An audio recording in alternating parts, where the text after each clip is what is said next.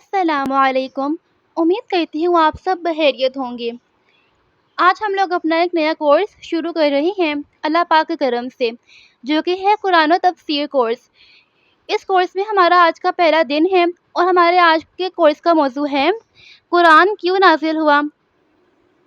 قرآن کیوں نازل ہوا، اس متعلق ہم لوگ آج قرآن کے نازل ہونے کے اسباب کو قرآن پاک کی روشنی میں ہی سمجھیں گے۔ تو آئیے شروع کرتے ہیں۔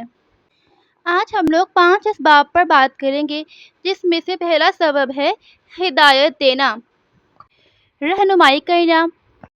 قرآن پاک میں سورہ بقرہ کی آیت نمبر 185 میں اللہ پاک کا ارشاد ہے، بسم اللہ الرحمن الرحیم، قرآن ھدی للناس۔ ترجمہ، یہ قرآن تمام انسانوں کے لیے ہدایت ہے۔ اب ہم اس کی تفسیر پر مختصراً غور کرتے ہیں۔ بسم اللہ الرحمن الرحیم۔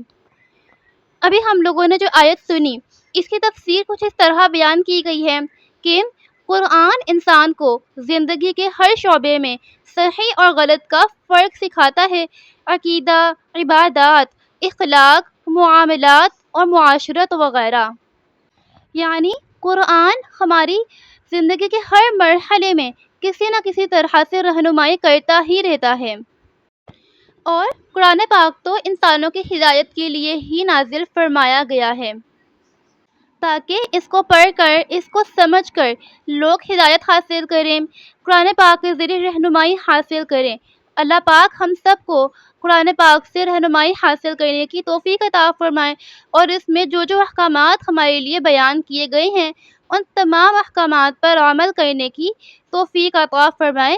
آمین، اللہم آمین یا رب العالمین، بوسیلۃ مصطفیٰ صلی اللہ تعالی علیہ وآلہ وسلم۔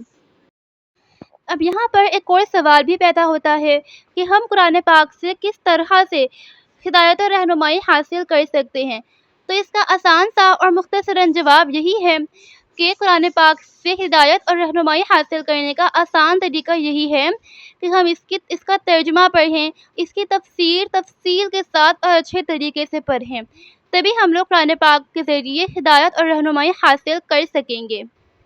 اگر آپ میں سے کوئی تفسیر کی کتابیں حاصل کرنا چاہتا ہو یا یہ جاننا چاہتا ہو کہ کن کتابوں سے تفسیر اچھے طریقے سے پڑھی جا سکتی ہے، تو آپ اس گروپ پر میسج کر دیجئے، انشاءاللہ میں اس کا جواب ضرور دوں گی اور جلد دوں گی۔